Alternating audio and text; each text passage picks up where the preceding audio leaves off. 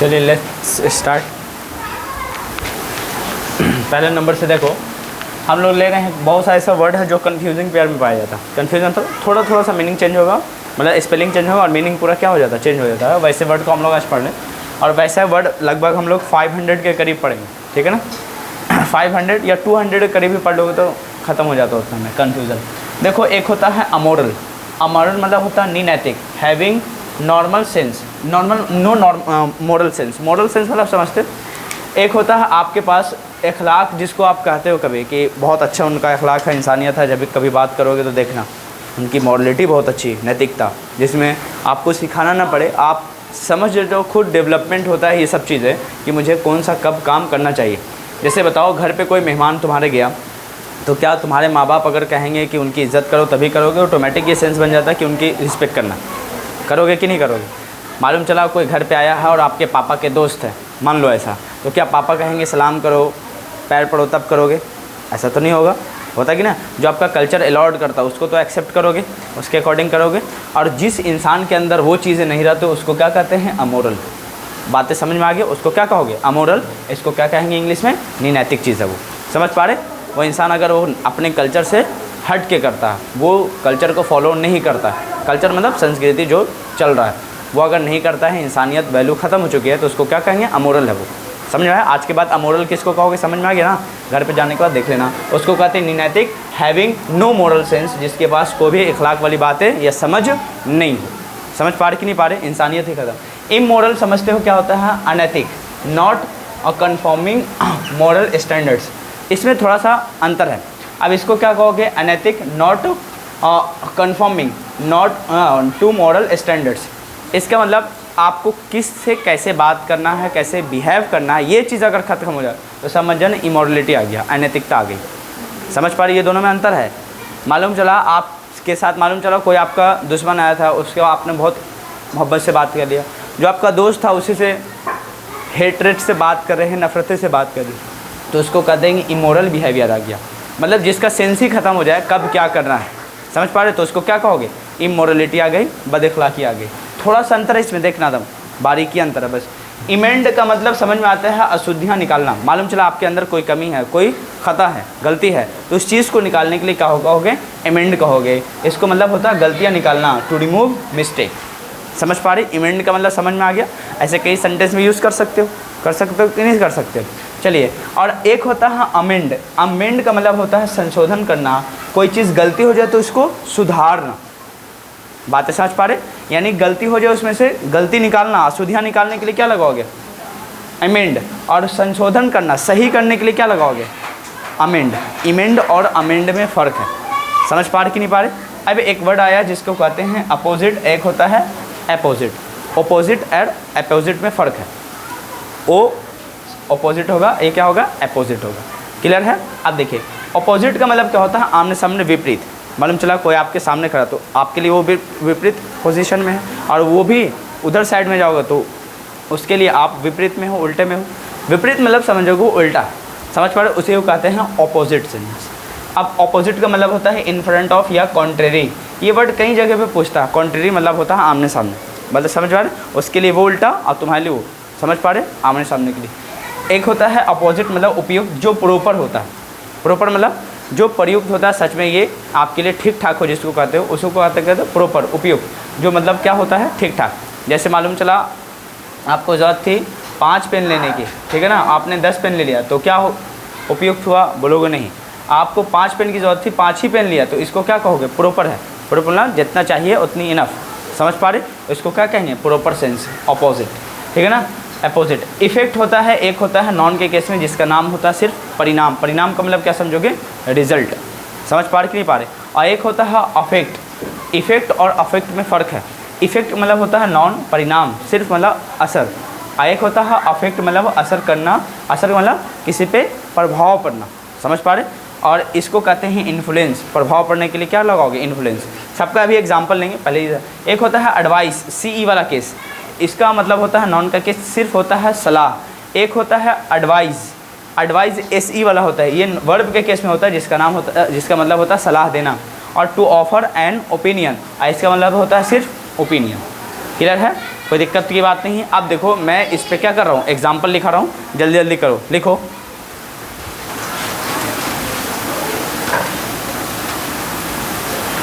वह निनैतिक है, वह निनैतिक है, वह निनैतिक है। अब बताओ इंग्लिश क्या लिखोगे? ही इज़ अमोरल, है ना, ही इज़ अमोरल। अमोरल मतलब समझ में आ गया था। चलिए,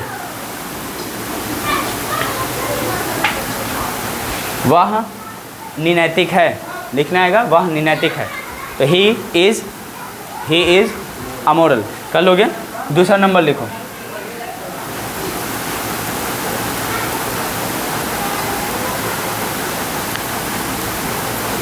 उसके हाँ, नो मोरल बता रहा है ना, नेगेटिव वाला बात कर रहा है, ये दोनों अलग अलग है। नो मोरल, नो मतलब कोई मोरल सेंस उसके बाद नहीं है। चलिए लिखे, इमोरल मतलब क्या होता है? नैतिक। लिखोगे उसके पास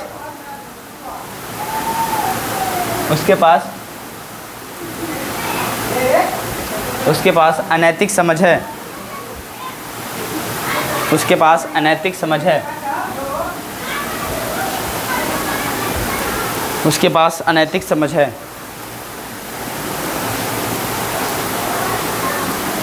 उसके पास अनैतिक समझ है। कर लीजिएगा, क्या लगोगे? ही हैज़, जैसे मेरे पास कार है तो आई हैव अ कार पढ़े थे हैं, उसके पास कार है, ही हैज़ अ कार, याद है ना। तो हैव हैज़ के आप इस सेंस को बना लोगे। उसके पास क्या है? अनैतिक समझ है। ही या she has an immoral sense, an immoral sense. देखो सेंस नाउन है, इमोरल एडजेक्टिव की तरह काम कर रहे हैं यहाँ पे। He has an immoral sense, he has an immoral sense बनेगा। चलिए, अशुद्धियाँ निकालना, इमेंड का मतलब क्या समझोगे? अशुद्धियाँ यानी गलतियाँ निकालना। समझ पा रहे कि नहीं पा रहे? किसी चीज़ में गलती है उसको निकाल देना। तो लिखोगे मैंने इस किताब की अशुद्धियाँ निकाल दी है, मैंने इस किताब की अशुद्धियाँ निकाल दी है, मैंने इस किताब की अशुद्धियाँ निकाल दी है। अशुद्धियाँ मतलब गलतियाँ।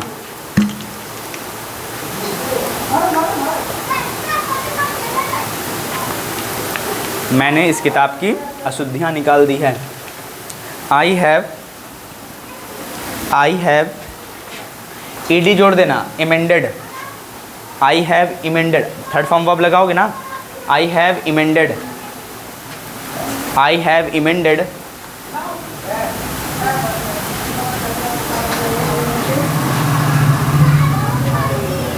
आई have amended this book, I have amended this book. इसका मतलब समझ में आ गया? I have amended this book. आगे लिखोगे अमेंड मतलब संशोधन करना, इम्प्रूव, सुधारना। ठीक है, लिखो भारत की सरकार या भारत सरकार, बात बराबर है। भारत सरकार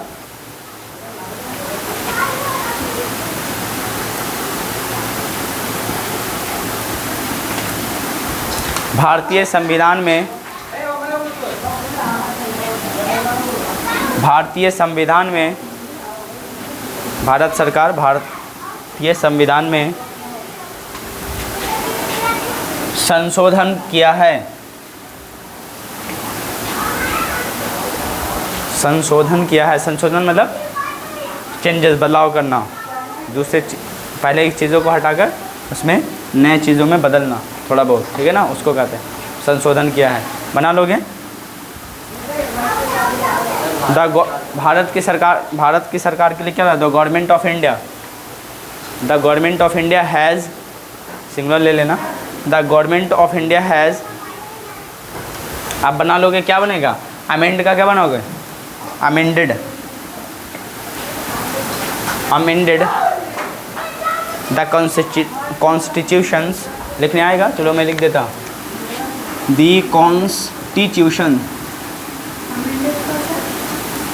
amended the constitution of India, the constitutions of India,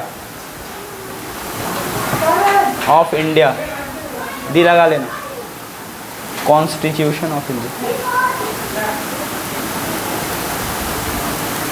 हो गया, कोई दिक्कत इसमें नहीं है ना। कहीं ऐसे सेंटेंस बन सकता, समझ पा रही, इस पर कहीं ऐसे सेंटेंस मैंने एग्जाम्पल लिया है सबका, समझ पा रहे कि नहीं पा रहे। चलिए आइए, अब हो गया ये अमेंड हो गया। अपोजिट लिखो, अपोजिट,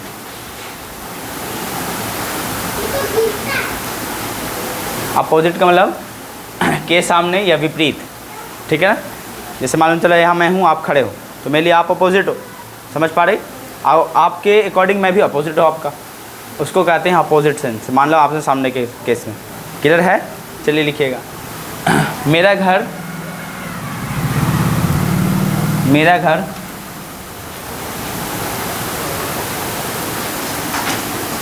इस नदी के सामने या विपरीत है। मेरा घर इस नदी के, नदी वैसे नहीं लिखना, नदी के सामने या विपरीत है। हो गया, क्या लगाओगे, ये तो बन जाएगा माई होम इज़ या my house is opposite to this river. Opposite के बाद टू लगाना, my home is opposite to this river.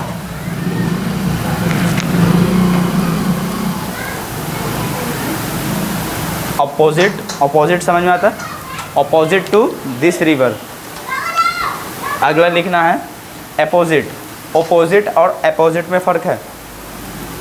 ओ तो ओ से स्टार्ट करना है, ए अपोजिट तो ए से स्टार्ट करना है। अपोजिट मतलब क्या होता है, उपयुक्त, प्रॉपर, जो सही हो उसको कहते हैं अपोजिट। क्लियर है। चलिए, ये तुम्हारे लिए उपयुक्त है, ये तुम्हारे लिए ठीक है। ठीक को क्या कहते हैं, उपयुक्त कहते हैं, समझ पा रहे। ये तुम्हारे लिए ठीक है या तुम्हारे लिए उपयुक्त है, यह तुम्हारे लिए उपयुक्त है या तुम्हारे लिए ठीक है। तो क्या लगाओगे, दिस इज़। और यहाँ पे आप ये भी कह सकते हो, हाँ, this is opposite for you या this is proper for you. समझ पा रहे कि नहीं पा रहे। और दिस इज़ हो सकता ना समझ में, this is good for you, तुम्हारे लिए अच्छा है, ऐसा भी कह सकते हो। समझ पा रहे कि नहीं पा रहे। अरे ये कहाँ जा रहे हैं आप, ये अपोजिट की बात कर रहे हो, अपोजिट नहीं, ये तो ख़त्म हो चुका। मैंने क्या बोला, ये तुम्हारे लिए उपयुक्त है। उपयुक्त मतलब सही है। तो खुद बताइए, उपयुक्त और सही के लिए आप क्या लगाइएगा, क्या अपोजिट लगाएंगे कि अपोजिट। हाँ हाँ कर सकते हैं, ठीक है ना, के सामने। लेकिन एक सेंस की बात आएगी, एक दूसरे के लिए मतलब नहीं होगा। ये अपोजिट का मतलब होता है, जैसे मैं आप यहाँ खड़ा हूँ, आप भी मेरे सामने खड़े, तो दूसरे के लिए एक दूसरे के लिए अपोजिट होगा ना, उल्टा। जैसे मेरा इधर दायाँ तो आपका दायाँ उधर रहेगा, मेरे इधर बायाँ तो बायाँ उधर हो जाएगा। ऐसे सेंस के लिए अपोजिट लगाते हैं। लेकिन दूसरा सेंस ये भी हो सकता है कि आमने सामने भी हैं तो इन फ्रंट लगा सकते। समझ पा रहे कि नहीं पा रहे। मैं वो सब दिखाना नहीं चाहती कि आप मेरे उल्टा, हाँ आप तुम मेरे उल्टे हो, ये सब दिखाना नहीं चाहते। मैं सीधे सीधा कहना ये चाह रहा हूँ कि आप मेरे सामने हैं, तो आप ऐसे केस में इन फ्रंट ऑफ ही लगा के चले जाओगे तो भी अपोजिट का ही मीनिंग देगा। समझ पा रहे कि नहीं पा रहे, कोई दिक्कत तो नहीं है। तो हाँ ये बात तो ठीक। चलिए हो गया, अपोजिट लिखे बाबू। अपोजिट का मतलब क्या होता है, उपयुक्त। उपयुक्त मतलब क्या होगा, सही, प्रॉपर, ठीक है ना, गुड, क्लियर, कोई दिक्कत की बात नहीं है। एग्जैक्ट जिसको कहते हैं, परफेक्ट, है ना।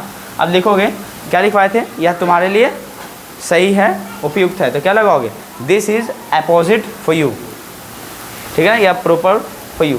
अब लिखोगे इफेक्ट। इफेक्ट लिखना, इफेक्ट लिखे। इफेक्ट का मतलब होता है सिर्फ प्रभाव या असर, ये नॉन होता है, ठीक है ना।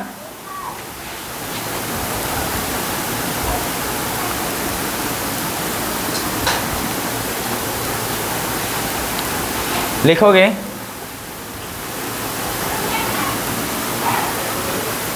एग्ज़ाम का प्रभाव,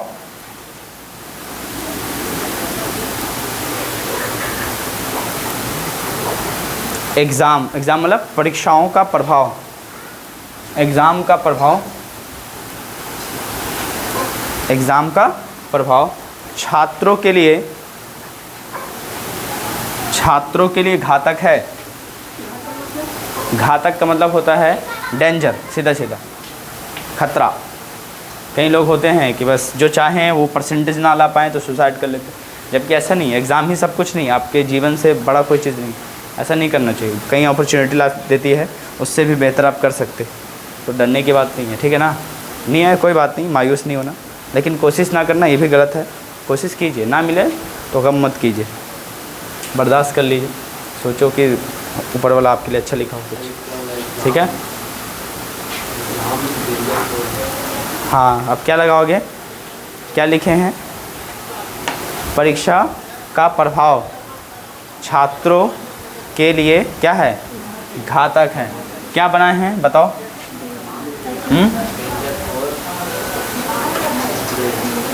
है ना, तो क्या लगाओगे, the effect of examination, the effect of, the effect, ये लिख लो यहाँ पे, इफ़ेक्ट ऐसे लिखना, अफेक्ट मत लिख देना।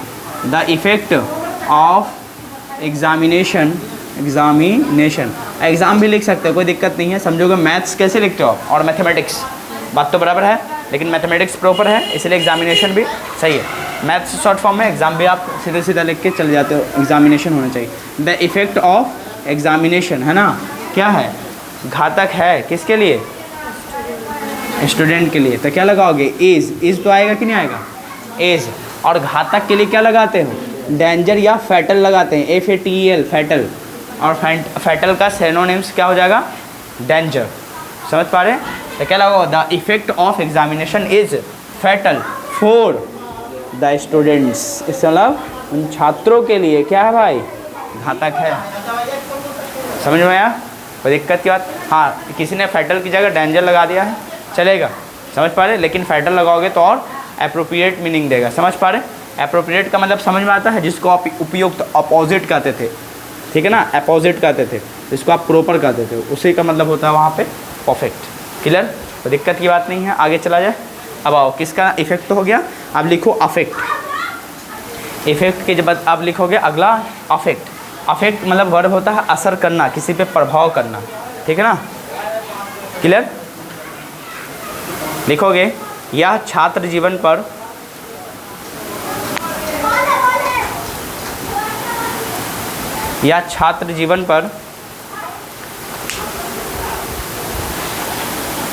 छात्र जीवन पर बुरा प्रभाव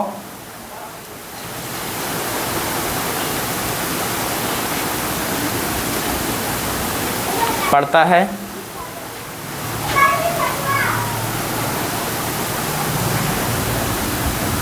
या होता है। या छात्र जीवन पर बुरा प्रभाव पड़ता है या होता है। यह का मतलब क्या समझोगे, वही एग्जामिनेशन के फैटल या डेंजर की बात कर रहा हूँ मैं, ठीक है ना। उसके लिए क्या होता है, बुरा प्रभाव पड़ता है उसके ऊपर, ठीक है ना। तो ऐसे केस में क्या लगाओगे, इसका ट्रांसलेशन अब इट से रिप्लेस करोगे पूरे को। समझ पा रहे कि नहीं पा रहे, इसको इट से रिप्लेस कर देंगे। इट अफेक्ट्स, इसका ना बुरा प्रभाव पड़ता है, इसका बुरा प्रभाव पड़ता है। इट अफेक्ट्स, ट्रांसलेशन करो, it affects bad, it affects bad, इसका मतलब क्या होता है, इसका बुरा प्रभाव पड़ता है। On, it affects bad on the students life, छात्र जीवन पर, on students life. Students life कैसे लिखोगे हमारे हो ना, याद करो, अपस्ट्रॉफे एस पढ़ाए थे तो स्टूडेंट्स आपको बताए थे कि स्टूडेंट्स पूरा लिखोगे, है ना, और उसी में क्या लगा दोगे, अपस्ट्रॉफे स्टूडेंट्स, उसके बाद क्या लगाओगे, लाइफ। क्लियर, कोई दिक्कत, ऑन स्टूडेंट्स लाइफ। आगे लिखो, अफेक्ट हो गया। अब लिखोगे एडवाइस, ADVIC, एडवाइस। एडवाइस मतलब क्या होता है, सलाह। लिखोगे यह एडवाइस, यह सलाह अच्छा है, यह सलाह अच्छा है, यह सलाह अच्छा है, यह सलाह अच्छा है, यह सलाह अच्छा है। तो आप क्या लगाओगे, तो एडवाइस बताओ, ये वाला चलेगा कि ADVICE वाला चलेगा, AC वाला चलेगा, कौन सा ठीक है। इसके बाद क्या लगाओगे, यह एडवाइस अच्छा है, इज़ गुड तो लगाओगे। मैं बोलूँ तुम अच्छे हो तो यू आर गुड, है ना, वह अच्छा है तो ही इज़ गुड, तो इज़ गुड तो ठीक है, कोई दिक्कत की बात नहीं। सब्जेक्ट बताओ, दिस एडवाइस लिखोगे कि एडवाइस लिखोगे, दिस बताओ, आगे चल के बताए थे पॉसेसिव एडजेक्टिव है, इसके बाद क्या आएगा, नॉन। तो याद करो तो नॉन कौन सा है, ई वाला कि ई वाला? सी वाला है ना, तो क्या हो जाएगा, ई सही होगा, ई वाला नहीं होगा। एडवाइस का मतलब क्या होता है, सलाह। तो डायरेक्ट आप एडजेक्टिव हुआ तो सलाह तो नहीं लिख सकते, समझ पा रहे? एडजेक्टिव पॉजिटिव एडजेक्टिव अपने बाद नॉन लेंगे, तो आप ऐसे लिख लेना, this advice is good. Advice और एडवाइस में फ़र्क है, सा और जा में, याद रखना। क्लियर? कोई दिक्कत तो नहीं है, पक्का ना? चलिए आगे लिखो, बोलो। This advice, not advice, pronunciation पे ध्यान देना। This advice is good. This advice नहीं लिखेंगे वहाँ पे, क्या लिखेंगे, दिस एडवाइस, सा लगाना, ठीक है ना? दिस जैसे आइसक्रीम कैसे बोलते हैं, सा, वैसे ही दिस एडवाइस इज़ गुड लिखना ऐसे ही है, ठीक है ना? एडवाइस वहाँ पे काट देना, ऐसा नहीं होगा। क्लियर? आगे लिखोगे, आपको सलाह देना चाहिए, आपको सलाह देना चाहिए, आपको सलाह देना चाहिए। मॉडल पढ़ेंगे तो उसमें चाहिए कि इसमें शुड लगाओगे, ठीक है ना? लेकिन हर चाहिए में शुड आ जाए ऐसा भी नहीं है, आपको बताया भी था ना, वांट का यूज़ करोगे, नीड का यूज़ कर सकते हो, तो क्या लगाओगे, आपको सलाह देना चाहिए, तो आंसर क्या लगाओगे, यू शुड होगा, यू शुड एडवाइज। समझ पा रहे ना? तुम्हें सलाह देना चाहिए, तो आप इंग्लिश में क्या लिखो, हाँ, you should pay advice, take advice, take advice मतलब लेना चाहिए, ऐसा हो जाएगा, तुम्हें एडवाइस लेना चाहिए। तो आप क्या कर रहे हो, तुम्हें एडवाइस देना चाहिए, तो एडवाइस देने के लिए क्या लगाओगे, हाँ, गिव। अभी चलो बता देता हूँ, देखो एक पहला सेंटेंस ऐसा बनेगा, यू शुड एडवाइज, ठीक है, ये बन गया, कोई दिक्कत तो नहीं है। एडवाइस का मतलब क्या होता है, सलाह देना, तो यू शुड एडवाइस, आपको सलाह देना चाहिए। दूसरा ऐसे भी बन सकता है, यू शुड, ये तो लिखोगे, आप खुद बताओ, गिव मतलब क्या होता है, देना। अब देना तो दे दिया, तो आगे लिख के नॉन लोगे ना, क्या देना, समझ पा रहे? तो आप बताओ, यहाँ पे नॉन चाहिए ऑब्जेक्ट के बाद, ऑब्जेक्ट के केस में, क्योंकि वर्ब अपने बाद अगर ऑब्जेक्ट ले रहा है तो ऑब्जेक्ट की जगह नॉन या प्रोनाउन होता है, तो ये तो हो नहीं सकते, ये तो ऑलरेडी वर्ब है, तो ऐसे केस में ADVICE लगा देना, ADVICE, और दोनों का सेंस बराबर, चाहे ऐसा लिखो या ऐसा लिखो, बात बराबर, ये बातें ध्यान दे दीजिएगा, ठीक है?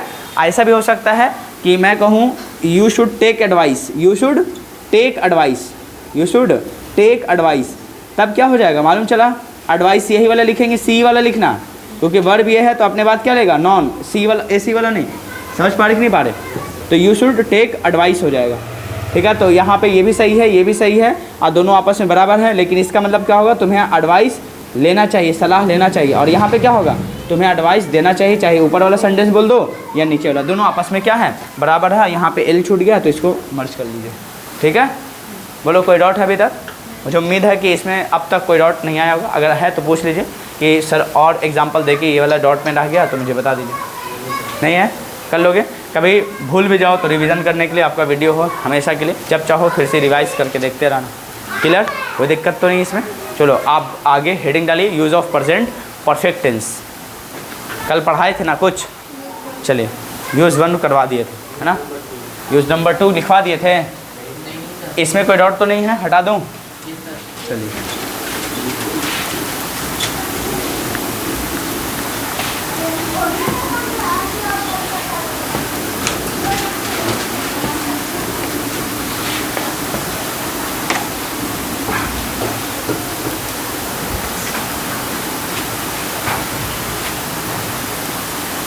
हेडिंग डालिएगा, यूज़ ऑफ प्रेजेंट, है ना, परफेक्ट टेंस, परफेक्ट टेंस। चलिए use of present perfect tense heading डाल दिए। यूज़ नंबर 1 करवाए थे कल कि पास्ट में हुए घटना को, अच्छा कल भी करवाए थे, याद करो। जैसे मैं कहूँ आई हैव डन इट, मैंने इस काम को कर लिया है, और लास्ट में अगर मैं लिख दूँ यस्टरडे, तो सेंटेंस बताओ सही है कि गलत है, ये बताओ। हाँ, जो सेंटेंस लिखे हैं, चलो यहाँ पे बताओ। एक पहला सेंटेंस क्या है, I have done it yesterday, दूसरा क्या है, आई डिड इट यस्टरडे। तो देखोगे जहाँ पे पास्ट टाइम लग जाता है वहाँ पे प्रेजेंट परफेक्ट का यूज़ कभी नहीं करोगे। यहाँ पे क्या करना है, पास्ट इंडेफिनिट, यही वाला सही है, ऊपर वाला क्या है सेंटेंस गलत है। समझ पा रहे कि नहीं पा रहे? ये वाला कल तक पढ़े थे, क्योंकि ऊपर में क्या है, पास्ट का रिलेशन पास्ट तक छूट गया। यस्टरडे क्या आप तक की बात कर रहा है, नहीं कर रहा। समझ पा रहे कि नहीं पा रहे? अब इसी से हम लोग निकालेंगे कि कौन ऐसे एडवर्ब हैं, जैसे बताओ ऑलवेज था, स्कार्सली, बेयरली, रेयरली, ऐसा है ना, सेल्डम, ऑलवेज, नेवर, ऐसा केस पढ़े थे जो प्रेजेंट इंडिफिनिट में यूज़ हो रहा था, एडवर्ब था ना, एडवर्ब, और उस एडवर्ब से हम लोग रिलेट कर रहे थे प्रेजेंट इंडिफिनिट, और कुछ ऐसे सेंटेंस है जिसका यूज़ प्रेजेंट कंटिन्यूस में भी कर रहे थे, ऑलवेज और नेवर का यूज़, याद है आपको वैसे केस में। अब उसी केस में हम लोग पढ़ेंगे कौन ऐसे एडवर्ब हैं जिनका यूज़ प्रेजेंट परफेक्ट में आप कर सकते हो, यानी पास्ट के रिलेशन को प्रेजेंट तक लाकर दिखाता है। तो उसका हेडिंग लगाइए सम एडवर्ब, यूज नंबर 2 में लिखेंगे some adverbs are used, some adverbs are used in present perfect tense, in present perfect tense, in present perfect tense. इसको देखते ही समझ जाना कौन सा टेंस होगा, प्रेजेंट परफेक्ट टेंस। लेकिन कुछ एक्सेप्शन भी लेके चलेंगे, मैं बार बार बोलता हूँ, लैंग्वेज है 100% ये मत समझना कि यही बात होगा। Some adverbs are used in present perfect tense, perfect tense. और कौन ऐसे एडवर्ब हैं? सबसे पहले हम लोग लिखेंगे टिल नाउ। टिल नाउ मतलब क्या होता है? अब तक। टिल नाउ मतलब क्या लिखोगे? अब तक। सो फार, सो फार, सो फार, ठीक है ना।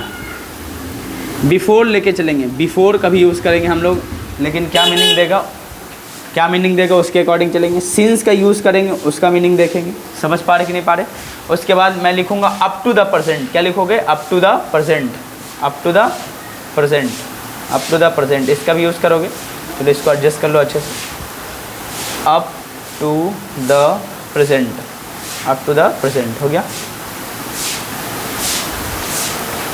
YET, 8 में स्टार लगाओ, ये बहुत इंपॉर्टेंट है, हर जगह पे पूछता है। YET 8, ठीक है ना। सिंस बिफोर हो गया। चलो ever, ever before, ever before का कंपैरिजन देखेंगे। फिर पढ़ेंगे नेवर बिफोर, नेवर बिफोर, ठीक है ना। ये सब पढ़ेंगे, क्लियर? तो जल्दी से आप कॉपी करो। हाँ, एक और पढ़ेंगे हम लोग आगे चल के, gone versus, gone versus BWN been पढ़ेंगे, ठीक है ना। ये भी बहुत इंपॉर्टेंट है, स्पीकिंग बहुत काम आता है और हर जगह पे देखेंगे, ठीक है। इसको कॉपी कीजिए। चलो पहले हेडिंग डालिएगा, गोन वर्सेस बीन। डिफरेंस देख लेते हैं, गोन का यूज़ कहाँ पे करोगे और बीन का यूज़ कहाँ पे करेंगे, ठीक है। Gone versus BWN been.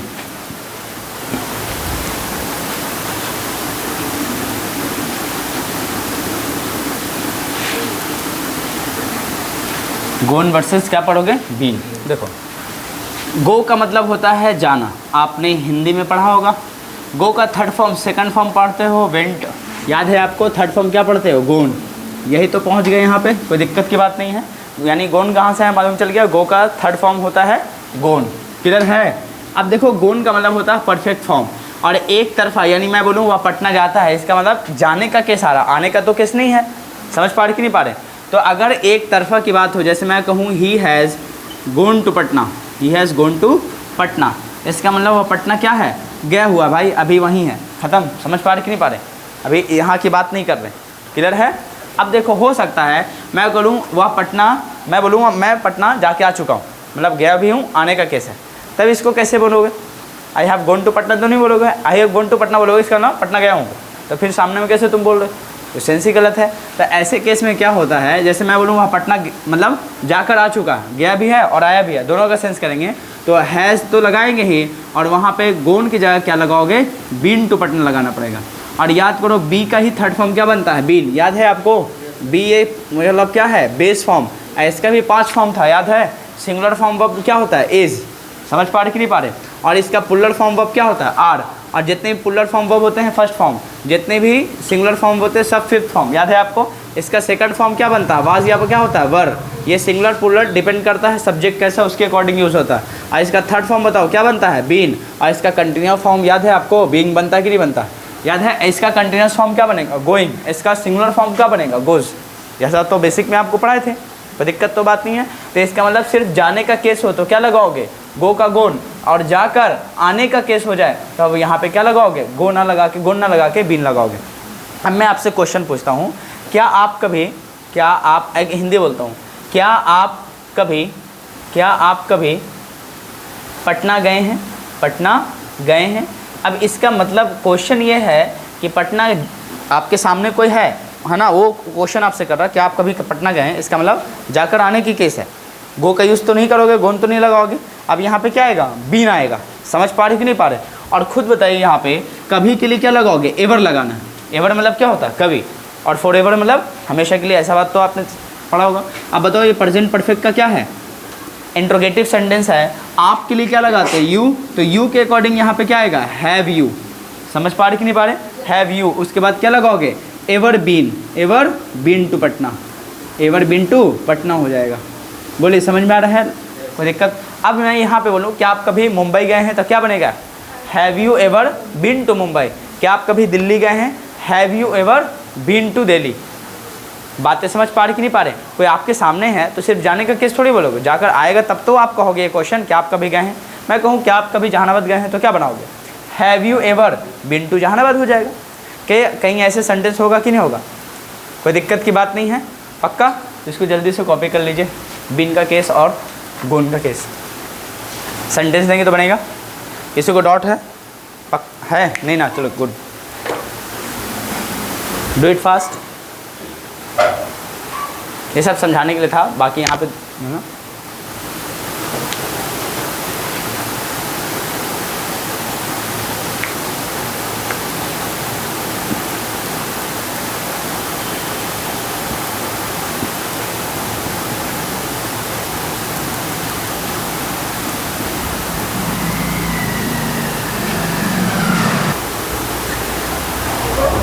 देखो जैसे मैं बोलूँ गो का मतलब होता है जाना, ठीक है। मैं बोलूँ वो पटना जा रहा था, he is going to Patna. इसका सिर्फ जाने का केस है, आने का केस इसमें तो नहीं दिख रहा। इतनी बातें समझ में आ गई। गो का मतलब होता है जाना, इसका सेकंड फॉर्म वेंट और थर्ड फॉर्म क्या बनता है, गोन। मैं बोलूँ वह पटना गया हुआ है, इसका मतलब कंटिन्यू काम कंप्लीट है और वहाँ है भी अभी। तो इसके लिए आप इंग्लिश क्या लिखते हो, he has gone to Patna. वह पटना गया हुआ मतलब अभी यहाँ नहीं। समझ पा रहे कि नहीं पा रहे, वह पटना गया हुआ है। जैसे मैं बोलूँ मैंने काम कर लिया है, इसके अलावा मुझे काम करने की ज़रूरत नहीं, एकदम काम कंप्लीट है। और नहीं पटना गया हुआ है तो अब क्या लगाओगे, he has gone to Patna. समझ पा रहे कि नहीं पा रहे? अच्छा एक बात बताओ, मैं पटना गया हुआ हूँ तो फिर सामने में जो है लिसनर आपका सुनने वाला है ना, आप तो स्पीकर हो, लिसनर क्या समझेगा, पटना गए हो तो बोल कैसे रहे भाई। समझ पा रहे कि नहीं पा रहे? हाँ फ़ोन पे बोल सकते हो, या हो सकता आपके बदले जैसे मालूम चला मैं इसके बारे में बोलूँ वह पटना गया हुआ, तो ये सेंटेंस तो अपने आप में सही है। I have gone to Patna, क्या ये सही है? नहीं ना। समझ पा रहे कि नहीं, ये डीपली बात है। हाँ I have been to Patna हो सकता, मैं पटना गया और आया।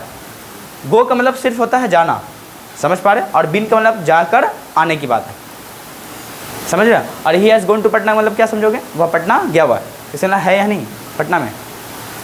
बात है अब मैं कह दूँ I have gone to Patna, इसका मतलब क्या है, मैं या नहीं हूँ, पटना में हूँ, मैं पटना गया हूँ, तो फिर बोल कैसे रहे, सेंटेंस लॉजिकल है, जबकि हम लोग बोलते हैं तो रॉन्ग है। समझ पा रहे? जैसे आप लोग कहीं पे देखोगे क्या लिखा होता है, ड्रिंकिंग वाटर।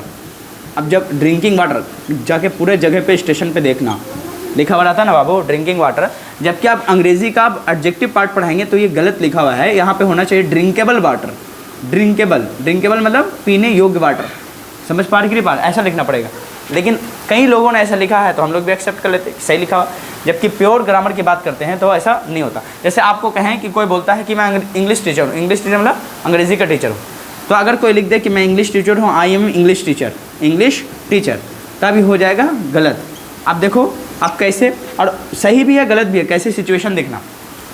कोई भी कहता है कि इंग्लिश टीचर, तो इंग्लिश का मतलब क्या समझोगे यहाँ पे, ये इंग्लिश का मतलब वो विदेशी वाला इंग्लैंड के टीचर की बात कर रहा हूँ। समझ पा रहे कि नहीं पा रहे? अगर आप बोलना चाह रहे मैं अंग्रेज़ी का शिक्षक हूँ, अंग्रेज़ी मतलब अंग्रेज़ी भाषा के शिक्षक हूँ, तब इसके लिए इंग्लिश टीचर ऐसे लिखने की ज़रूरत नहीं है। आप क्या लिखोगे, आई एम, ये तो लिखोगे मैं हूँ, ठीक है ना, द टीचर ऑफ इंग्लिश लिखना पड़ेगा। समझ पा रहे कि नहीं पा रहे? मैं हिंदी का शिक्षक हूँ तो क्या होगा, आई am the teacher of Hindi. मैं संस्कृत का शिक्षक हूँ, आई am the teacher of Sanskrit. मैं फिज़िक्स का टीचर हूँ, आई am the teacher of physics. क्या आई एम फिज़िक्स टीचर कहेंगे, गलत हो जाएगा। समझ पा रहे कि नहीं पा रहे? लेकिन बोलने वाले ने बोल दिया फिज़िक्स टीचर तो केमिस्ट्री टीचर तो ये टीचर तो वो टीचर, हो गया। अब क्या एक्सेप्टेबल आप तो कर चुके हैं, लेकिन यही बात जब एरर में आता है ना, कहीं सेंटेंस में बोल देता है, या कभी कोई आपसे पूछता है कि बताओ बहुत अंग्रेज़ी पढ़ा है, ठीक है इतना बता दो, आई एम इंग्लिश टीचर, क्या ये सही है? मैं इंडियन हूँ लेकिन ये बात करो, क्या सही है? आई एम फिज़िक्स टीचर, क्या ये सही है? बात समझ पा रहे? गलत होगा ना, तो क्या लिखोगे? द टीचर ऑफ, उसके बाद जो सब्जेक्ट का नाम होगा वहाँ पे लगाओगे, ये सही होगा। समझ पा रहे कि नहीं पा रहे? क्लियर है? नहीं तो ये सब बातें को कभी लिख लो, काम देगा। ये ड्रिंकेबल वाटर होगा तब ये सही होगा, ड्रिंकिंग वाटर नहीं होता। क्लियर है? आपका यहाँ पे क्वेश्चन था कि गोन और वर्सेस बीन क्या होता है, तो समझ में आ गया होगा। गो का मतलब सिर्फ जाने की बात है, अभी यहाँ की बात नहीं है, ये जा रहा है, आने की बात नहीं है। अगर हो सकता आप बोलो कि मैं पटना गया हूँ, इसका मतलब आप अगर सामने हैं और आप कह रहे कि मैं पटना गया हूँ, इसका मतलब जाकर आए हो तब ये बातें कह रहे। और जब जाकर आने की बात होगी तो गो का यूज़ नहीं करेंगे, गोन का यूज़ नहीं, क्या करोगे? बी का यूज़, बी का थर्ड फॉर्म बीन लगाओगे। बीन मतलब होकर आ जाना। समझ पा रहे कि नहीं पा रहे? तो क्या लगाना पड़ेगा? I have been to Patna. Gone लगाओगे क्या? इसका मतलब होगा मैं वहाँ गया हूँ, मतलब अभी यहाँ नहीं हूँ, तो फिर गोल कैसे? रॉन्ग सेंटेंस हो गया। ये डीप होगा जब बहुत गहरी की बात कर रहे हैं, चुका चुकी से बहुत अलग है ये। समझ पा रहे क्या? क्या मैंने चुका चुकी कहीं लिखा है? नहीं लिखा है। और देखोगे कई स्पीकर हैं आपको बोलते हुए दिखाई देंगे, मैं कई जगह पे देखोगे आपको थ्रू दिखाऊंगा स्पीच कि देखो ये बोल रहा है, कैसे बोल रहा है। समझ पा रहे कि नहीं पा रहे? और जो बच्चा सिर्फ चुका चुकी पढ़ के आया तो उसको समझ भी नहीं आया कि क्या बोल दिया। अभी गो का मतलब एक और दो बताएंगे, तो उसमें देखना गो का मतलब जाना भी नहीं होता। अभी दिखा रहे हैं आपको, पहले इसको कॉपी कर लीजिए। ड्रिंकिंग वाटर ना होगा, ड्रिंकेबल वाटर होगा। इंग्लिश टीचर ना हो करके द टीचर ऑफ इंग्लिश लिखना पड़ेगा। अगर इंडियन हो तो समझ पा रहे, अगर मालूम चला आया ही वो इंग्लैंड से तो अपने आप को इंग्लिश टीचर कह सकते हो। समझ पा रहे कि नहीं पा रहे?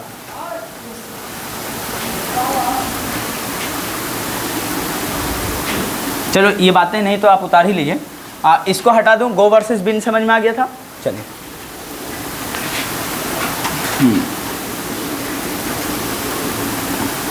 इसको हटा, गुड।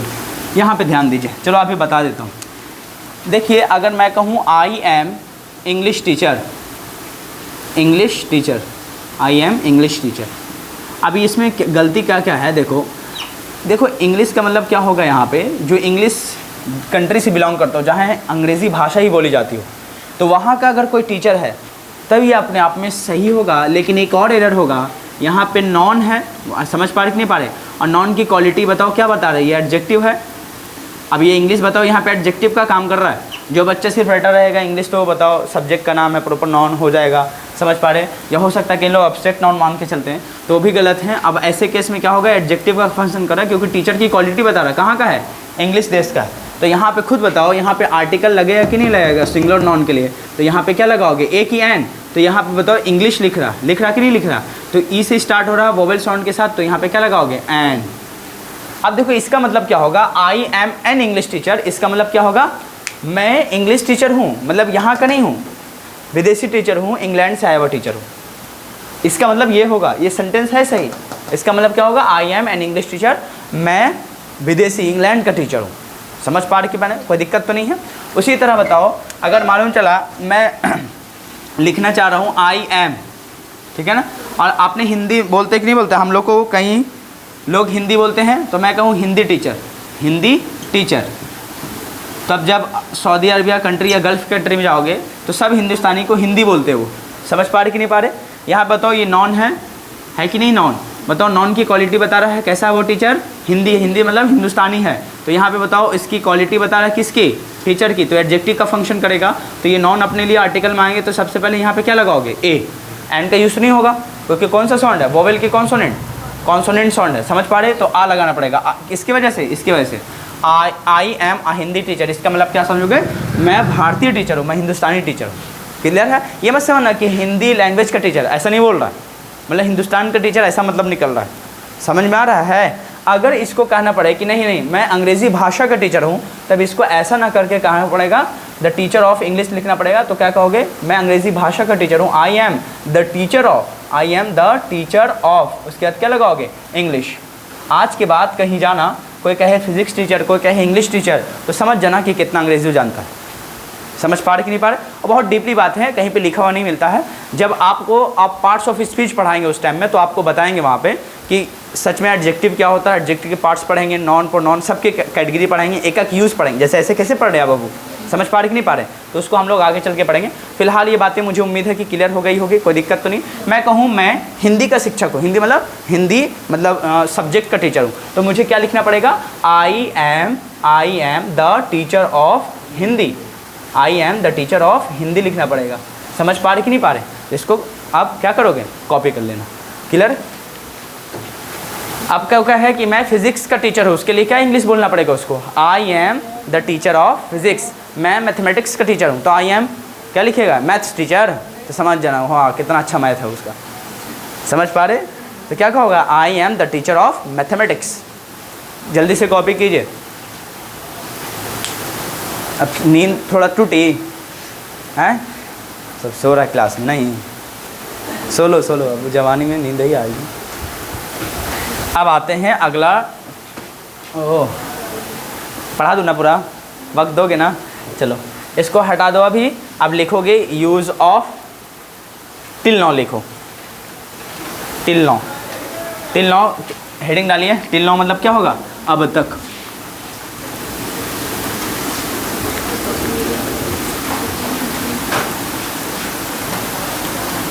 टिल नाउ मतलब क्या लिखोगे, अब तक।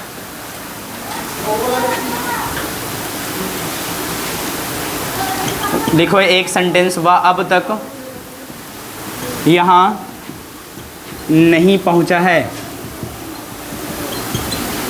वह अब तक यहाँ नहीं पहुँचा है। लिख लिए? ट्रांसलेशन बताओ किस में लिखोगे, he has not reached here. उसके बाद लास्ट में क्या लगाओगे, टिल नाउ मतलब क्या होगा, अब तक। कोई दिक्कत तो नहीं है? एक बात ध्यान देना है कि टिल नाउ का यूज़ नेगेटिव सेंस के साथ भी करेंगे। क्लियर? समझ में आए? देखो नेगेटिव है ना सेंटेंस, उसके साथ यूज़ किए हैं ना, कोई दिक्कत तो नहीं है? बोलो। दूसरा इसी में अब देखना, टिल नाउ का यूज़ पॉजिटिव सेंस में करते हैं, ठीक है ना? जैसे मैं बोलूँ वह अब तक 5 किताबें, किताबें उर्दू वर्ड है और पुस्तक जो लिखते हो हिंदी हो जाता है। वह अब तक 5 किताबें भेजा है, वह अब तक 5 किताबें भेजा है। तो क्या लगाओगे, ही हैज़ सेंट कितना book, 5 books. He has sent 5 books. और लास्ट में क्या लगाओगे, टिल नाउ। यानी आपने देखा कि प्रेजेंट परफेक्ट के साथ नेगेटिव, प्रेजेंट परफेक्ट के नेगेटिव पॉजिटिव दोनों सेंटेंस के साथ टिल नाउ का यूज़ कर सकते हैं। कोई दिक्कत की बात नहीं है। जल्दी से इसको कॉपी कीजिए, ठीक है? देखो सो फार का मतलब भी लिखोगे अब तक ही, अब तक, सो फार, ठीक है?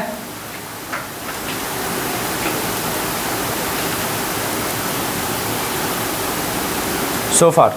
टिल नाउ मतलब होता है अब तक, यानी पास्ट से लेकर अब तक की बात कर रहा है ना? और यही भी देखो टिल नाउ मतलब पास्ट से लेकर अब तक। ये नेगेटिव है, ये क्या है, पॉजिटिव, बस यही अंतर है। और अभी क्या लिखवा रहा हूँ, सो फार। सो फार बराबर समझ जाना है टिल नाउ। जहाँ पे सो फार यूज़ हो सकता है वहाँ पे टिल नाउ का यूज़ कर सकते हो, कोई दिक्कत की बात नहीं है। क्लियर है? अब टिल नाउ को मैं हटा सकता हूँ यहाँ से, या इनके बदले आप क्या लगा सकते हो, सो फार। यहाँ पे क्या लगा सकते हो, सो फार। कोई दिक्कत की बात दोनों में नहीं है, दोनों सही है। यानी पॉजिटिव सेंस के साथ भी सो फार लगाओगे और नेगेटिव सेंस के साथ, तो आपके पास ये आज़ादी है, आप ऐसा करके जोड़ सकते हो। और दोनों का मतलब अब तक के केस में होगा, ठीक है? कर लिए, जोड़ लिए, आगे पीछे, पीछे जोड़ना, आगे कैसे जोड़ोगे हो गया। अब हेडिंग डालोगे बिफोर। कोई डॉट है? नहीं।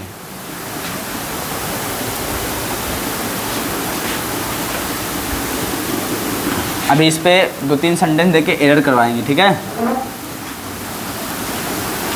क्या लगाएं, बिफोर लिखे ना। बिफोर का मतलब होता है पहले लिखो, ठीक है ना? पहले या से पहले लिखना, से पहले। आगे प्रीपोजिशन में पढ़ेंगे, बिफोर का मतलब के सामने के केस में होता है, लेकिन प्रीपोजिशन जब आएगा तब। अभी एडवर्ब की तरह हम लोग पढ़ रहे हैं। क्लियर है? चलो,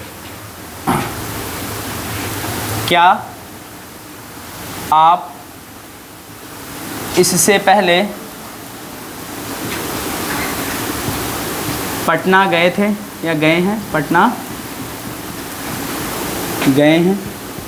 चलिए, क्या आप इससे पहले, इसका मतलब ये आपका हो सकता फर्स्ट टाइम। क्या आप इससे पहले पटना गए हैं?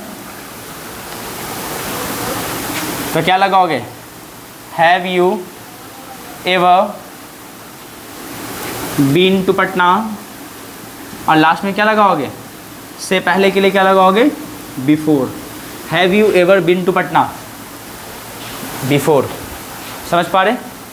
एक सेंटेंस देंगे तो बनेगा, क्या आप इससे पहले दिल्ली गए हैं, बनाओ।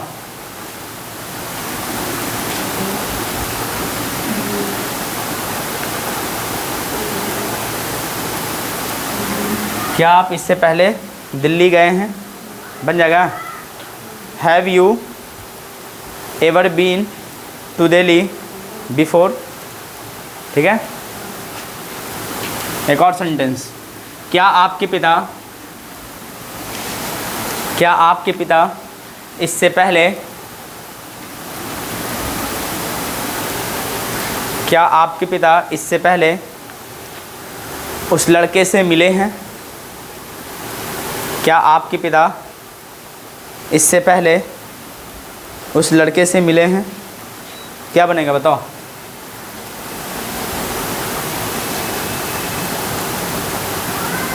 Has your father,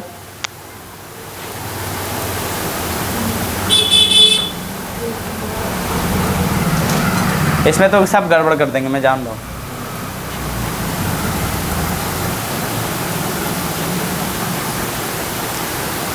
going wrong,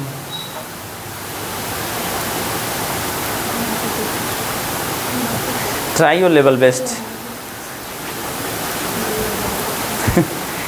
let it be. हमेशा कंपैरिजन एवर बिफोर का लगाना, इससे पहले। समझ पा रहे कि नहीं पा रहे? तो क्या लगाओगे, हैज़ योर फादर, है ना, has your father ever made that boy before. कोई दिक्कत नहीं है ना। Has your father ever meet का थर्ड फॉर्म बनेगा met that boy before. Has your father ever met that boy before, कोई दिक्कत की बात नहीं है। आगे लिखो नेवर बिफोर। ऐसे एवर बिफोर कैसे लगाएं बाबू, वैसे ही एक और लिखना है।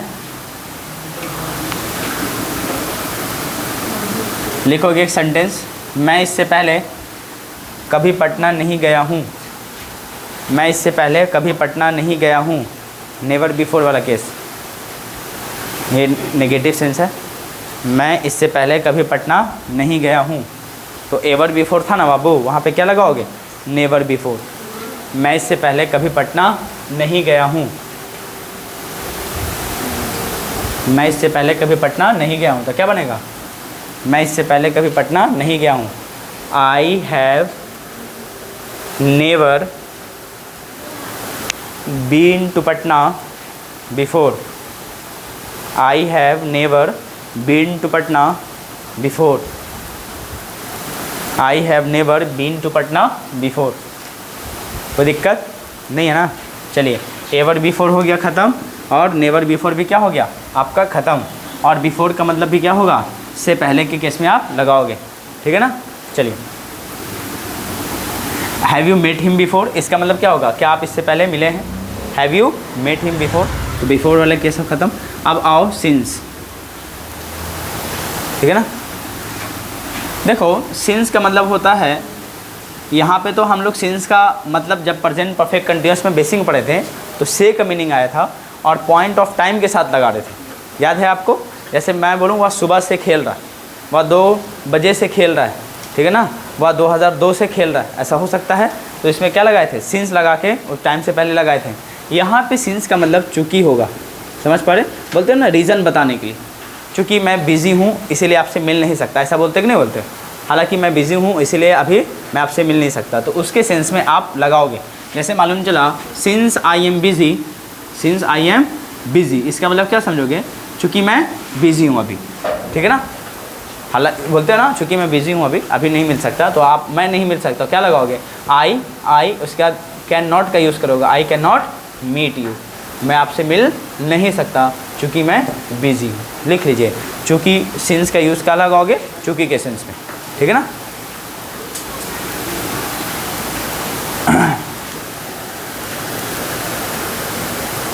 बोलते ना ऐसा है कि मैं बिज़ी हूँ, तो वहाँ पे लगा सकते हैं आप सिंस आई एम बिज़ी। एक सेंटेंस देंगे तो बनेगा इस पे। हाँ, चूँकि मैं बिज़ी हूँ, लिख लो इसका, चूँकि मैं बिज़ी हूँ मैं आपसे मिल नहीं सकता।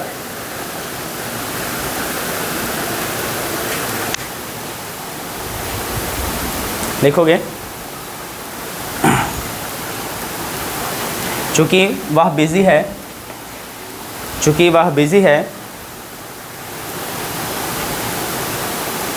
हाँ हाँ, सिंस लगाओगे, चूँकि वह बिज़ी है वह आपसे अभी मिल नहीं सकता। चूँकि वह बिज़ी है वह आपसे अभी मिल नहीं सकता। चूँकि वह बिज़ी है वह आपसे मिल नहीं सकता। बन जाएगा। क्या बनाओगे? चूँकि के लिए क्या लगाओगे? Since, since, since he is busy, यही लगाओगे। Since he is busy, he can not, या कैन की जगह कांट भी लगा सकते हो, लेकिन फॉर्मल इंग्लिश में अलग अलग लिखना बेहतर होगा। कॉन्टेक्टेड फॉर्म को यूज़ ना करो। ही कैन नॉट, उसके बाद क्या लगाओगे? मीट, MWT, मीट मतलब मिलना, मीट यू। उसके बाद लास्ट में अभी के लिए क्या लगाओगे? नाउ। अब याद कीजिए, आपको हिंट्स या कीवर्ड्स में प्रेजेंट कंटिन्यूअस टेंस में बताए थे नाउ का यूज़, याद है आपको? नाउ का यूज़ किस में लगाओगे? प्रेजेंट इन डिफिनिट में, याद था आपको? उसमें दिखाते थे, उसमें चलता था, लेकिन यूज़ कम था, ठीक है ना? कहीं कहीं पे जगह पे यूज़ होता था। प्रेजेंट कंटिन्यूअस टेंस में इसको देख के लगाते हैं बोर्ड लेवल तक, एकदम ठीक है कि नाउ देखो, राइट नाउ देखो, this days, now a days देखते ही आप क्या लगाओगे? प्रेजेंटली, करेंटली, सब देखते ही क्या लगाओगे? Present continuous tense. नाउ का भी यूज़ बताए थे कि नहीं? Right now, now. देखिए यहाँ पे भी तो नाउ आ गया, आया है कि नहीं आया? अब खुद बताइए, मैं अगर यहाँ पे नाउ लिख के फिल इन द ब्लैंक्स कर देता, फिल इन द ब्लैंक्स कर देता, ठीक है ना, और कह देता इसमें फिल इन द ब्लैंक्स में वर्ब बनो, वर्ब भरो, आप फिलअप करो, क्या लगाते? हाँ, ही इज़ मीटिंग लगाते हैं? नहीं ना, सेंटेंस तो गलत हो जाता, होता कि नहीं होता? इसलिए देखो, लैंग्वेज रटने की चीज़ नहीं है कि ये चीज़ देखते ही आप ये लगा दो। समझ पा रहे? 100% वो ट्रू बातें नहीं होता, वो शॉर्टकट है, ट्रिक बताओ, कहीं कहीं पे चलता है जो मतलब सुटेबल, 100% सुटेबल कॉन्सेप्ट होता है, अंडरस्टैंडिंग होता है। समझ पा रहे? और अंडरस्टैंडिंग से पढ़ाने के लिए टाइम लगते हैं, समय लगता, और जबकि वो चीज़ें सब लोग दे नहीं पाते। क्लियर है? तो यहाँ पे बताओ, आई एम क्या लगाओगे? हैं, समझ पा रहे ना? यहाँ पे एक ही सेंटेंस क्या हो जाएगा? यही लगाओगे, कैन नॉट, उसके बाद क्या लगाओगे? मीट। क्या इज़ मीटिंग लगा दोगे यहाँ पे? सेंटेंस तो आपको फिर गलत हो जाएगा, ये याद रखना, वो हिंट से और कीवर्ड से काम नहीं चलता। क्लियर? चलो कर लिए हैं। अब आओ यहाँ पे सिंस ख़त्म, अप टू द प्रेजेंट ये लिखो। हाँ, एक दो और है बस, शायद मैंने लिखा नहीं है लेकिन लिखवाऊँगा। लिखिए up to the present, up to the present. और 8 भी काफ़ी है अभी बाबू, बहुत इंपॉर्टेंट, स्टार लगाना है ना। क्या लगाओगे? अप टू द प्रेजेंट लिखोगे, वर्तमान समय तक, यानी पास्ट से लेकर अब तक की बात कर रहा, पास्ट से लेकर वर्तमान समय तक। अप टू द प्रेजेंट का मतलब समझ में आया? पास्ट से लेकर कहाँ तक? प्रेजेंट समय तक, पास्ट से लेकर प्रेजेंट समय तक क्या लगाते हैं? अप टू द प्रेजेंट, ठीक है। यानी मैं कहूँ इस समय तक उसने 4 पेज लिखा है, हो सकता है ना। अब मतलब इस समय तक उसने, अब तक मतलब पास्ट से लेकर अब तक 4 किताबें पढ़ा है, ये हो सकता है। अब ऐसे केस में आपको क्या लगाना है? Up to the present. और अप टू द प्रेजेंट को भी हटाकर रिप्लेसमेंट के लिए आपके पास सो फार और टिल नाउ है। अगर आपको ये ना लगे तो ये दोनों जिंदा हैं, इनको आप लगा सकते हो। क्लियर है? लेकिन फिर भी अप टू द प्रेजेंट मैं लेके चलता हूँ। क्या लगाओगे? मैं लिखूँ वह, यानी अब तक। अब तक का मतलब क्या समझेगा? वर्तमान समय तक, यानी पास्ट से लेकर वर्तमान समय तक, वर्तमान समय तक, अब तक की बातें कर रहा हूँ, वर्तमान समय तक, ठीक है ना। या वर्तमान समय तक के लिए चलो ऐसा लगा लो, ब्रैकेट में इनको लिख लो, अब तक, अब तक, अब तक, ठीक है ना। 4 किताबें पढ़ा है, 4 किताबें पढ़ा है, ठीक है ना। कर लो। क्या लगाओगे? He has. और याद कीजिए, रीड का मतलब होता है पढ़ना, इसका थर्ड फॉर्म लेकिन स्पेलिंग सेम होता है READ, लेकिन पढ़ते क्या हैं? रेड पढ़ते हैं, ठीक है ना। तो क्या लगाओगे? ही हैज़ रेड हो जाएगा, वह पढ़ चुका। कितना? 4 किताबें, तो 4 बुक्स लिखोगे, 4 बुक्स। समझ पा रहे? कब तक? वर्तमान समय तक, तो up to the present, up to the present. बोलिए कोई दिक्कत तो नहीं है? चलिए, जिनको रिप्लेसमेंट करना है तो पिछले इसके तरह आप कर सकते हो गया? आगे बताया जाए। अब यहाँ पे हेडिंग डालिए 8 का यूज़ लिखोगे अब तक। 8 का मतलब क्या होगा? अब तक। 8 का मतलब क्या होगा? अब तक। 8 का मतलब क्या लिखोगे? अब तक। हो गया? चलिए अब लिखोगे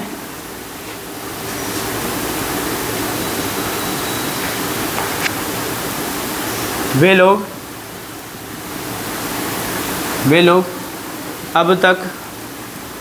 लोग अब तक यहाँ नहीं पहुँचे हैं।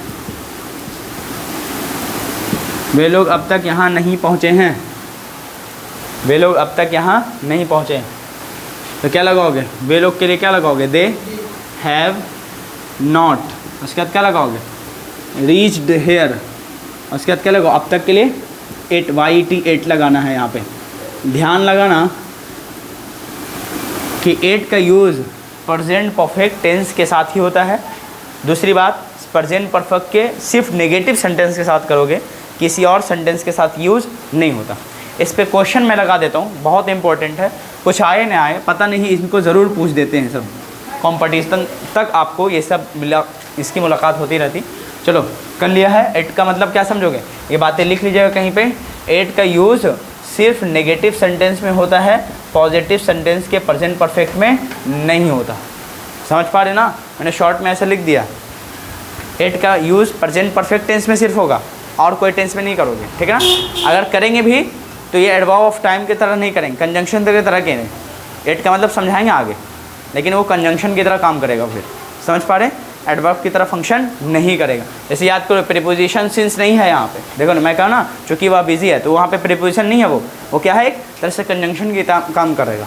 समझ पा रहे? तो ये यहाँ पे देख लोगे 8 क्या हो जाएगा? यहाँ पे एडवर्ब ऑफ टाइम की तरह काम कर रहा है। तो यहाँ पे देखोगे क्या हो जाएगा? नेगेटिव सेंटेंस के साथ यूज़ होगा, पॉजिटिव सेंटेंस के साथ इसका यूज़ नहीं करोगे। क्लियर? अब देखो एक सेंटेंस दें, आपसे बन जाएगा। चलो लिखोगे एक question, she fill in the blanks. Question लिखना, she fill in the blanks this work YET8। Option A question बन गया। ये लिखेंगे she has done. B option she has not done. C option did, और डी ऑप्शन में दे देगा did not do this work. बोलिए कौन सा ऑप्शन सही है?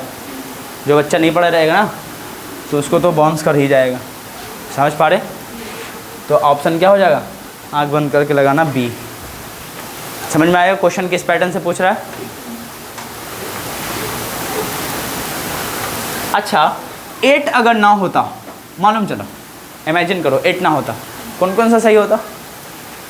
हैज़ डन सही होता, ये हो सकता था, ये होता, वो भी होता, यानी सब सही हो जाता।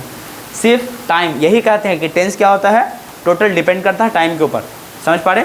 जैसा टाइम वैसा वर्ब, यही टेंस है। समझ पा रहे कि नहीं पा रहे? टाइम को चेंज नहीं कर सकते। ये नहीं कि आप इनको ही हटा दो, कहोगे ऑल ऑफ दिस सही है। ऐसा नहीं करना कि एक्स्ट्रा में कहला दे दिए, हटाइए नहीं, सब सही दिख रहा है। क्लियर? तो 8 का यूज़ ख़त्म। अब लिखोगे एक और है, बस एक लिखोगे रिसेंटली, एक लिखना लेटली, LATELY, लेटली। इन दोनों का यूज़ भी आप कहीं पे देखोगे तो प्रेजेंट परफेक्ट का यूज़ होगा। सबका एरर जब आएंगे तो इसका रीज़न और अच्छे से हम बता देंगे। अभी फ़िलहाल एक वाइवा ले लीजिए कि इन सभी का यूज़ आप देखोगे तो प्रेजेंट परफेक्ट में यूज़ होगा। हाँ, रटेगा मत कि यूज़ होगा। कई जगह पे देखना कि मैं कंजंक्शन पढ़ा रहूँगा तो ये सब आएगा, तो फिर कहोगे ये कैसे आ गया, तो उसमें मीनिंग चेंज होगा। जैसे मैंने बताया ना, सिंस का यूज़ यहाँ पे से ना आकर चूँकि आ रहा। 8 का मतलब बताऊँगा, 8 का, बिफोर का, ये सब आएगा, प्रीपोजिशन में भी आएगा, लेकिन मीनिंग चेंज होगा। ये समझ पा रहे? जैसे आप कैसे हो, क्लास में सब स्टूडेंट हो, घर पे जाते ही रिलेशन चेंज होगा, वैसे ही फंक्शन और रिलेशन इसका चेंज होता रहता है। ये कब? लैंग्वेज में। इसी को तो पार्ट्स ऑफ स्पीच कहते हैं। और जो पार्ट्स ऑफ स्पीच पढ़ाएंगे उसका फंक्शन पढ़ाएंगे कि देखो यहाँ पे आया तो ये मतलब था, यहाँ पे ये चला गया तो मतलब चेंज हो गया। समझ पा रहे, पार्ट्स ऑफ स्पीच में रिलेशन फंक्शन पूरा चेंज होता रहेगा। क्लियर है। और ये लिखे रिसेंटली या लेटली, ठीक है ना। इसका मतलब होता है हाल ही में, हाल ही में। चलिए, हाल ही में, ठीक है ना, कोई दिक्कत तो नहीं है। चलो एक और वर्ड लिख लो, हंसी तो आ रही, क्या हो गया ऑलरेडी कर रहे हैं। ऑलरेडी मतलब होता है कि पहले या बहुत पहले कर लेना, ऑलरेडी पहले ही, इसको भी लिख लेना पहले ही। ये भी दिखेगा तो समझना प्रेजेंट परफेक्ट है। ये सब की यूज़ प्रेजेंट परफेक्ट में करोगे, ऑलरेडी, रिसेंटली, लेटली। क्लियर है।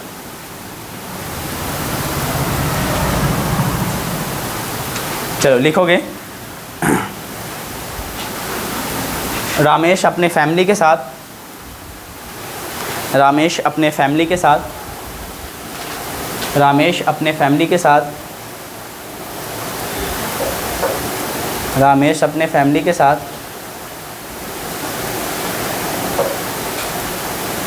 रामेश अपने फैमिली के साथ हाल ही में, हाल ही में दिल्ली चला गया है। हाल ही में फैमिली के साथ हाल ही में दिल्ली चला गया है। रामेश अपने फैमिली के साथ हाल ही में दिल्ली चला गया है। ठीक है ना, बन जाएगा। क्या बनाओगे, कुछ नहीं करना। देखो, रामेश अपने फैमिली के साथ, ठीक है ना, सब्जेक्ट कौन है बाबू, रामेश है, तो कुछ नहीं करना कि सीधा सीधा क्या लिखना, रामेश अपने फैमिली के साथ। साथ के लिए क्या लगाते हो, विद। अपने फैमिली, रामेश का एडजेक्टिव फॉर्म ही का क्या बनाओगे, हिज। उसके बाद क्या लगाओगे, फैमिली। समझ पा रही, ये प्रीपोजिशन क्या क्या बन गया, ऑब्जेक्ट, यानी सब्जेक्ट कौन है, यही है। इसी के अकॉर्डिंग क्या आएगा, वर्ब आएगा। प्रेजेंट परफेक्ट है, समझ पा रही कि नहीं पा रहे। प्रेजेंट परफेक्ट में सब्जेक्ट सिंगुलर तो हैज़ आता, परफेक्ट प्लुरल तो हैव आता। तो क्या लगाते हैं, Ramesh with his family has लगाना। इतना तक मुझे उम्मीद है कि क्लियर है, कोई डाउट नहीं होगा। ठीक है, हैं नहीं, आप बेहतर है कि सब्जेक्ट के साथ लगा लोगे तो ख़त्म ही कहानी। क्लियर है। चलो, हैज़, उसके बाद क्या लगाओ, देखो एक स्थान से छोड़कर, प्लेस छोड़कर दूसरे जगह पे जाने के लिए शिफ्ट कहते हैं कि शिफ्ट कर गए, तो क्या लगाओगे, शिफ्ट का आप क्या लगाओगे, शिफ्टेड हो जाएगा, थर्ड फॉर्म। समझ पा रहे। आज के बाद देखोगे आप घर चेंज कर रहे तो शिफ्ट कहना कि मैं शिफ्ट कर रहा हूँ। समझ पा रहे कि नहीं पा रहे, एक स्थान से छोड़कर दूसरे स्थान को पकड़ना, ठीक है ना, जाना, रहना, बसना। तो क्या लगाओगे, Ramesh with his family has shifted, है ना, टू दिल्ली, है ना। उसके बाद क्या लगाओगे, लास्ट में क्या लगाएंगे, लेटली या फिर क्या लगाओगे, रिसेंटली। लेटली या रिसेंटली लगा लेना, रिसेंटली। कोई दिक्कत की बात नहीं होगी, पक्का। एक और देंगे तो बनेगा। चलो, वे लोग अपने बच्चों के साथ, वे लोग अपने बच्चों के साथ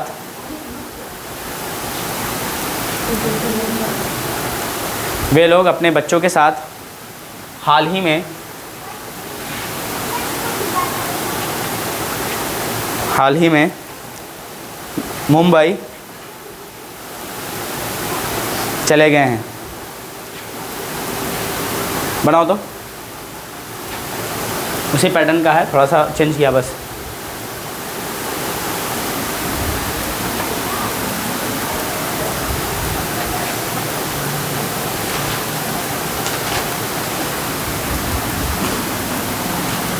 नेक्स्ट क्लास अगर होगा तो फिर हम लोग इस पे क्वेश्चन एरर करवाएंगे, ठीक है ना, बोर्ड मॉडल से लेके कॉम्पिटिटिव तक, ठीक है।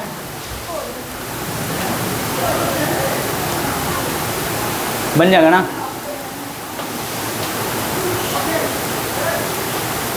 वे लोग का क्या लगाओगे, they with their children have, with their children have shifted to Mumbai lately, या फिर क्या लगाओगे, रिसेंटली।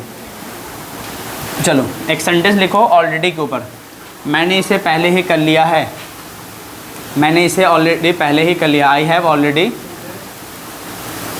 मैंने इसे पहले ही कर लिया है, मैंने इसे पहले ही कर लिया है। तो आप क्या लगाओगे इंग्लिश में, आई हैव ऑलरेडी डन इट लिखना। अरे वर्ब छूट गया, I have already done it बोलते ना, मैंने कर लिया, मैंने इसे पहले कर लिया, तो क्या लगाओगे, आई हैव ऑलरेडी डन इट लिखना।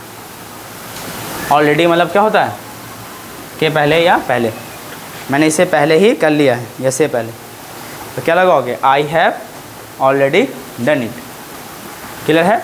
मैंने अपने पिता से पहले ही बात कर लिया है। लिख लो एक सेंटेंस और, मैंने अपने पिता से पहले ही बात कर लिया है। मैंने अपने पिता से पहले ही बात कर लिया है, बन जाएगा। मैंने अपने पिता से पहले ही बात कर लिया है। मैंने अपने पिता से पहले ही बात कर लिया है। I have talked to my, अच्छा आई हैव ऑलरेडी लगा लेना, क्योंकि ऑलरेडी का प्लेसमेंट देखना, वर्ब से पहले ऐसे वर्ब लगेगा। I have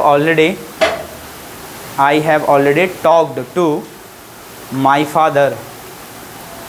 I have already talked to my father हो जाएगा। ठीक है, चलिए, मुझे उम्मीद है कि कोई डाउट नहीं है। अगर है भी तो मैं नेक्स्ट क्लास में जब क्वेश्चन आंसर करवाऊँगा, एरर करवाऊँगा, तो मुझे उम्मीद है कि कंप्लीट हो जाएगा। आप एक बार रिवीजन पूरा करके आना, ठीक है? क्लियर? कोई डाउट तो नहीं है? चलिए, सी यू। ठीक है।